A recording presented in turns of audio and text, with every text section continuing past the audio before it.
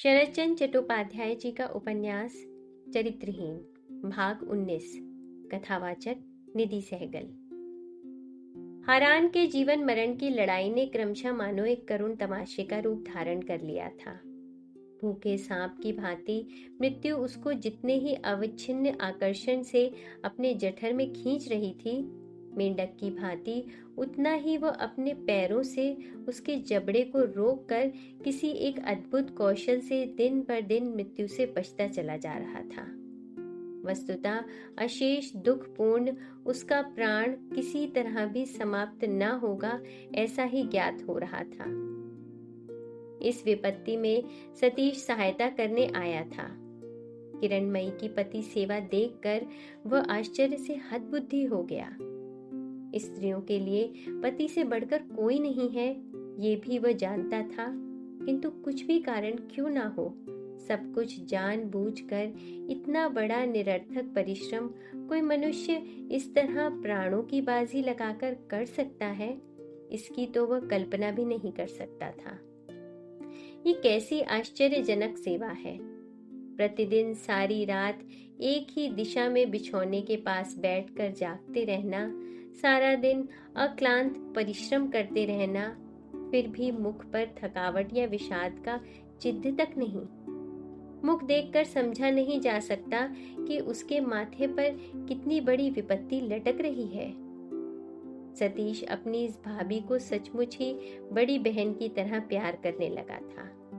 उसकी इस अत्यंत उद्वेग रहित पति सेवा को देखकर अत्यंत व्यथा के साथ केवल यही सोचता था कि जिस कारण से ही हो, भाभी को ये आशा है कि उनके पति बच जाएंगे।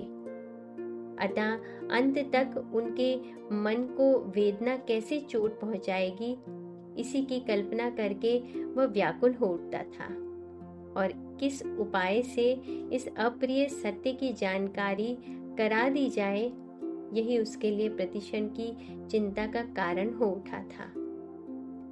एक दिन था जब अपने विषय में सतीश को भारी विश्वास था कि वह बुद्धिमान है, मानव चरित्र समझने में ये विशेष पारंगत है, लेकिन सावित्री से चोट खाने के बाद से उसका ये दर्प टूट गया था। सावित्री उसको छोड़कर विपिन के पास चली गई। संसार में यह भी जब संभव हो सका, तभी उसको पता चल गया कि वह मानव चरित्र कुछ भी नहीं समझता। मनुष्य के मन के भीतर क्या है क्या नहीं, इसके बारे में जिसको जैसी रुचि हो उसकी आलोचना करता हुआ घूमता रहे, लेकिन अब वह कम से कम नहीं करेगा। इस विषय की याद आने पर उसकी लज्जा और उसके अनुताप का अंत नहीं रहता कि अपनी इस बुद्धि के गर्व से ही उसने इस भाभी के विषय में बहुत सी बातें सोची थीं और उपेन भैया को सिखाने गया था। आज सवेरे सतीश ने उस घर में उपस्थित होकर देखा, किरणमयी वैसे ही प्रसन्न चेहरे से अकेली गृह कार्य कर रही है। 2-3 दिनों से सास जी फिर बीमार पड़ गई हैं। पिछली रात ज्वर कुछ बढ़ जाने से अभी तक बिछौने से उठी नहीं है। किरणमयी का मुख देखकर किसी बात का अनुमान करना कठिन था। इसी से प्रतिदिन सतीश को सभी बातें पूछकर ही जान लेनी पड़ती थी।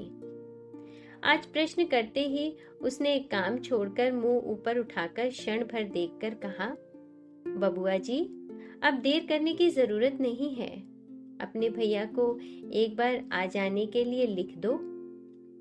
सतीश ने डरकर पूछा, क्यों भाभी?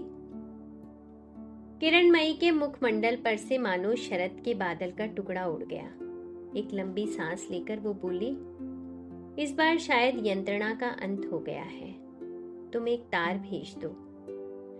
सतीश क्षण भर चुपचाप देखते रहकर बोला, मैं जानता था भाभी, लेकिन ये सोचकर कि कहीं तुम डर ना जाओ, मैंने कहने का साहस नहीं किया।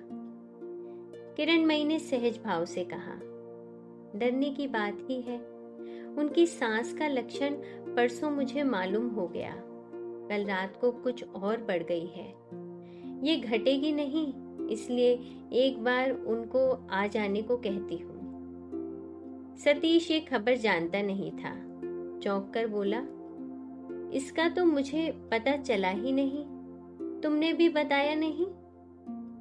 किरणमयी ने कहा, नहीं, इतना धीरे धीरे बढ़ती गई है कि दूसरों को पता लगने की बात ही नहीं।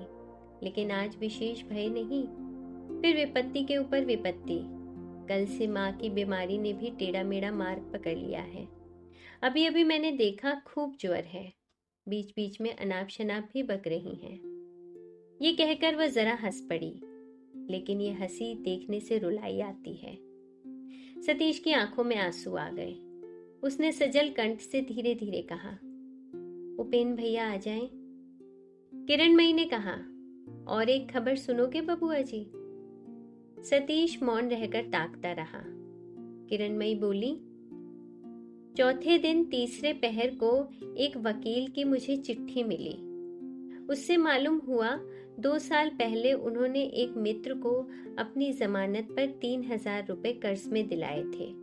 मित्र व्यवसाय में फेल होकर प्राय 4,000 रुपए इनके सिर पर चढ़ाकर विष खाकर मर गए हैं। वह रुपया इस टूटे फूटे मकान की ईंट लकड़ी बेचकर चुकाया जा सकेगा या नहीं, इस खबर को वकील साहब ने अवश्य जान लेना चाहा है। ये कहकर वह उसी तरह हंस पड़ी। सतीश मुंह को नीचे झुकाकर भूमि की ओर निहारता रहा।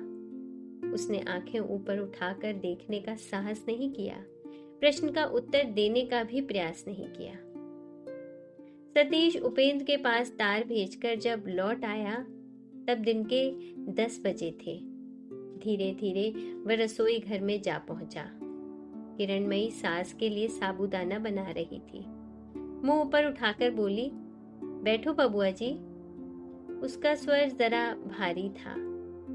सतीश ने ध्यान के साथ देखा। आंखों में आंसू तो नहीं थे, लेकिन दोनों पलकें भीगी थीं।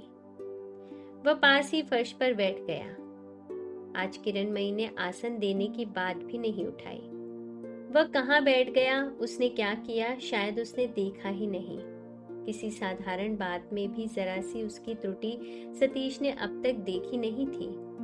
इतने दिनों से उसका आना जाना चल रहा है, इतना मेल जोल बढ़ गया है, पर एक दिन के लिए भी उसको भाभी के सहज सरल व्यवहार में सौजन्य का, घनिष्ठता का थोड़ा सा भी अभाव बिंदु मात्र भी ढूंढने पर नहीं मिला था।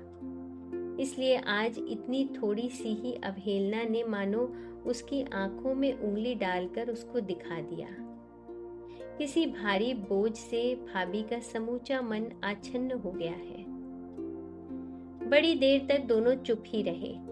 एकाएक किरणमयी अपने आप ही तीव्र व्यंग करके हंस पड़ी। शायद इतनी देर तक वह इसी चिंता में मग्न थी। बोली, अच्छा बताओ तो बबुआ जी, यमराज के साथ वह ये सब देना पावना का झमेला मिट जाने के बाद मेरे लिए नौकरी करना उचित होगा या भीख मांगना? ये बात सतीश समझ गया। बोला, उपेन भैया से पूछो, वही उत्तर देंगे।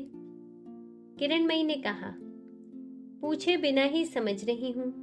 हो सकता है कि कृपा करके वह मुझे 2 कौर खाने को देंगे, लेकिन दूसरे पर निर्भर रहना ही तो भीख मांगना हुआ बबुआ जी। सतीश शायद एकाएक इसका प्रतिवाद करने चला, लेकिन बात ढूंढने पर नहीं मिली। मुंह पर नहीं आई तो चुप रहकर ताकने लगा।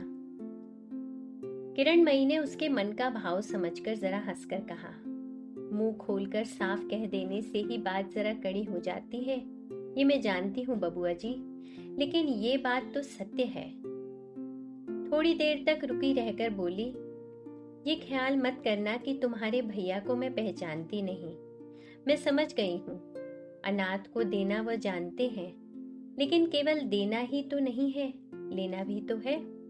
देकर कभी मैंने देखा नहीं है, लेकिन सारा जीवन दूसरे का मन प्रसन्न रखकर निभा सकना भी कम कठिन नहीं है, ये मैं समझ चुकी हूँ। सतीश को इस बार भी ढूंढने पर उत्तर नहीं मिला।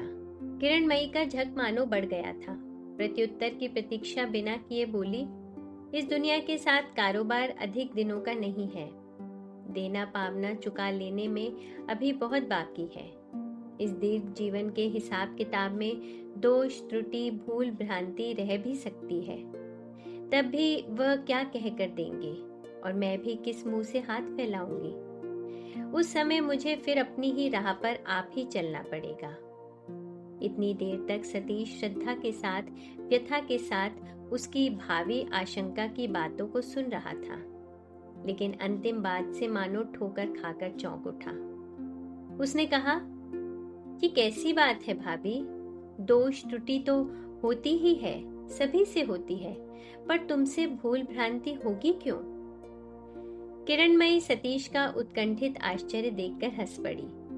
एक क्षण में व्यग्र संतप्त कंठ स्वर को कोमल बनाकर उसने कहा, कौन जाने बबुआ जी, मैं भी तो मनुष्य ही हूं। सतीश अपनी भूल समझ गया। क्षण भर की उत्तेजना से उसका मन कुत्सित अर्थ ग्रहण करने चला गया था। उसी लज्जा से सिर झुकाकर बोला, मुझे क्षमा करो भाभी, मैं जैसा नासमझ हूं वैसा ही अपवित्र भी।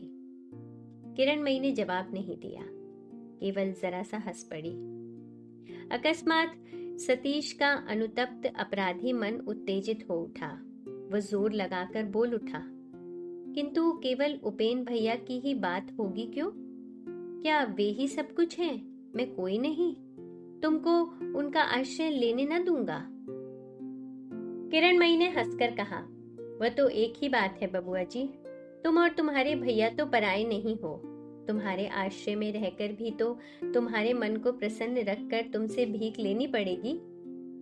सतीश बोला, नहीं, नहीं पड़ेगी। इसका कारण ये है कि मैं तुम्हारा छोटा भाई, किंतु उपेन तुम्हारे पति के मित्र हैं। आवश्यकता पड़ेगी तो अपनी बहन का भार मैं लूंगा, लेकिन यदि तुम्हारा मन प्रसन्न रखकर ना चल सकूं, मैं भी तो तुम्हारा मन प्रसन्न रखकर ना चलूंगा। किरणमयी ने प्रश्न किया, यदि मैं कोई अपराध करूं? सतीश ने उत्तर दिया, तब तो भाई बहन में झगड़ा होगा। किरणमयी ने फिर प्रश्न किया, जीवन में यदि भूल भ्रांति हो जाए तो उसे क्या मेरा ये छोटा भाई क्षमा कर सकेगा? सतीश मुंह ऊपर उठाकर क्षण भर ताकता रहा, फिर सहसा अत्यंत व्यथित स्वर से बोला, इस भूल भ्रांति के अर्थ में समझ नहीं सकता भाभी। छोटे भाई को अर्थ समझाकर कहना आवश्यक समझो तो बताओ, आवश्यक ना समझो तो मत बताओ, लेकिन तुम्हारा अर्थ जो भी हो, जो अपराध मन में लाया भी नहीं जाता, वो भी यदि संभव हो जाए तो भी मैं भूल ना सकूंगा बहन कि मैं तुम्हारा छोटा भाई हूं। उसे सावित्री की बात याद आ गई। उसने कहा, भाभी, आज अपने इस छोटे भाई के अहंकार को क्षमा करो, लेकिन जिस अपराध को जीवन में क्षमा कर सका हूं, उस अपराध को क्षमा करने में स्वयं भगवान की छाती में भी आघात पहुंचता। ये कहकर उसने देखा किरणमयी की दोनों आंखों से आंसू लुढ़क कर गिर रहे हैं। सतीश अच्छी तरह बैठ गया, फिर भरे स्वर से बोला, आज मुझे अच्छी तरह तुम एक बार देखो तो बहन।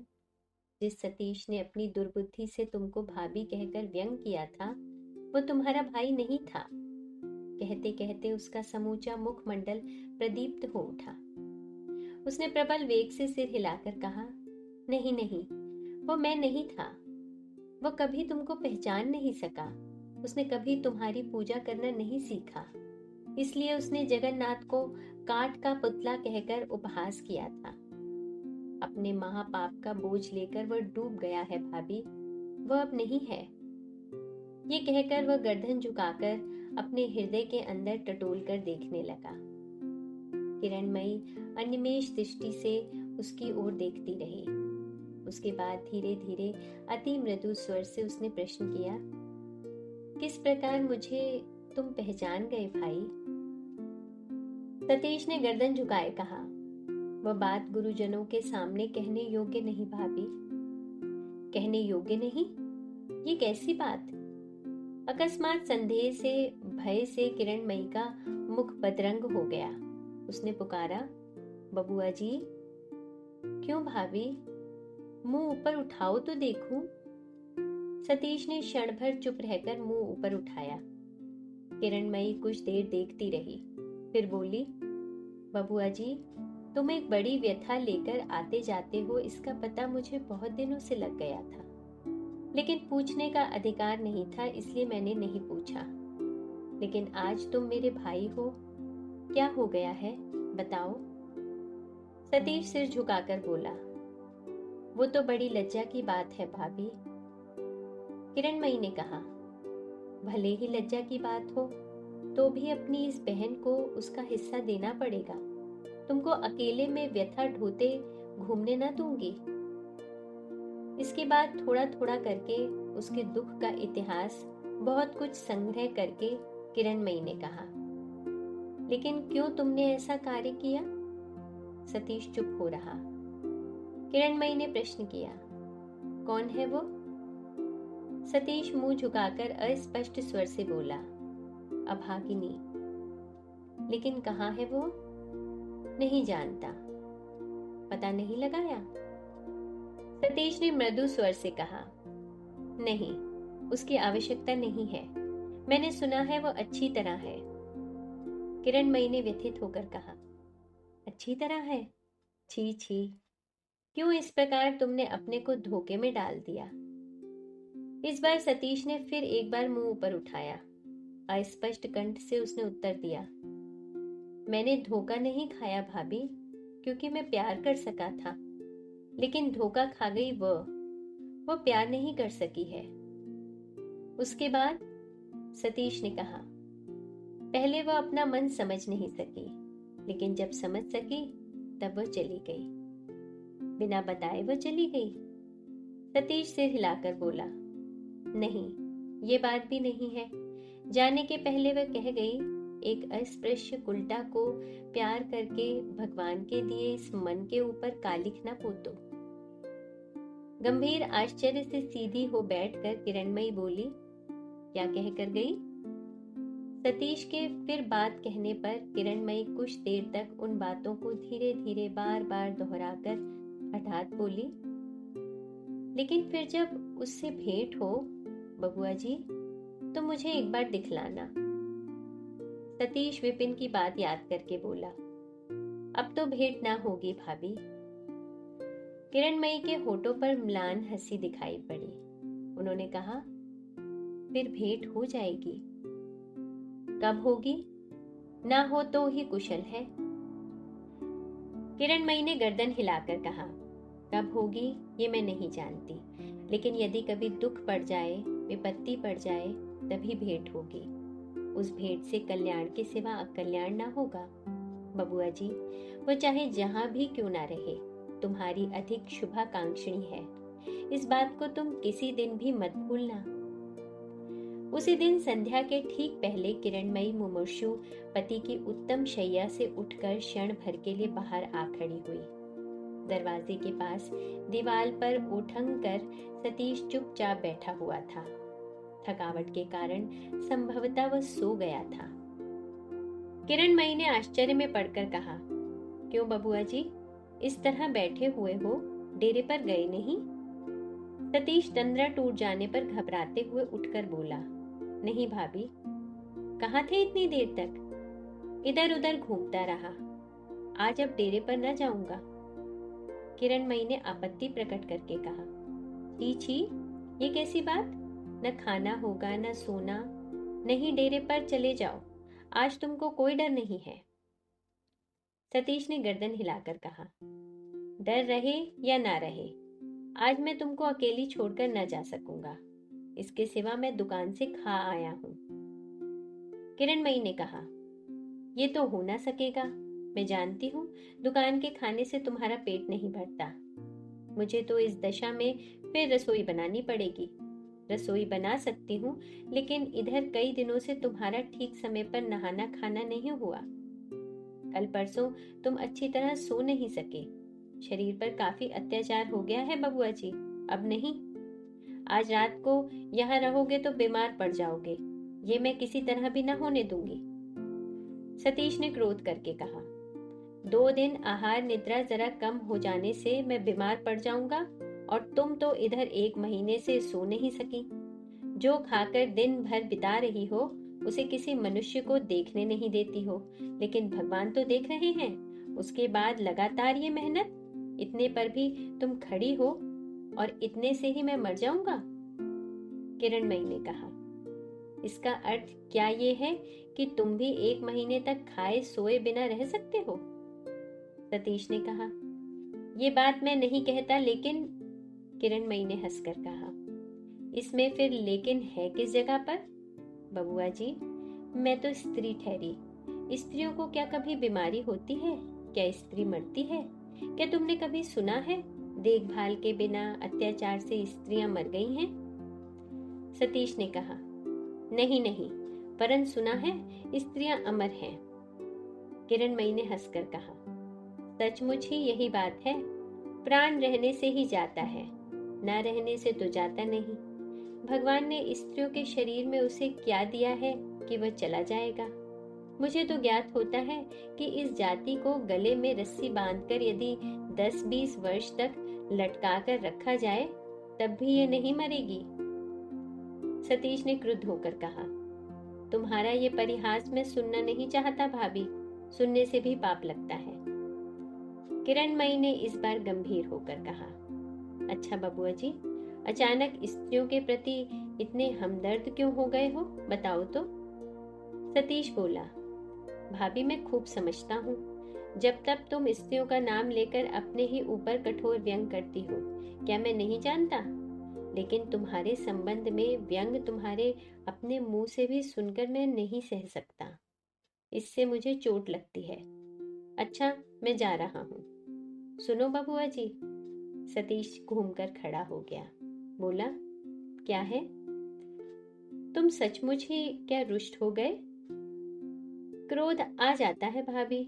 संसार में 2 आदमियों को मैं देवता की तरह श्रद्धा करता हूँ, उपेन भैया को और तुमको। एक को स्मरण करने से ही मैं तुम दोनों को देखता हूँ। यहाँ निम्न कोटि का परिहास मुझसे सहा नहीं जाता। मैं जाता हूँ, शायद भोजन करके फिर आऊंगा। ये कहकर सतीश झटपट नीचे उतर गया। किरणमयी आंखें बंद कर चौखट पर सिर रखे निस्पंद की भांति खड़ी रह गई। उसके कानों में रह रहकर यही प्रतिध्वनि होने लगी, एक को स्मरण करने पर तुम दोनों को देखता हूँ। शरतचंद्र चट्टोपाध्याय जी का उपन्यास चरित्रहीन, भाग 19। कथावाचक निधि सहगल।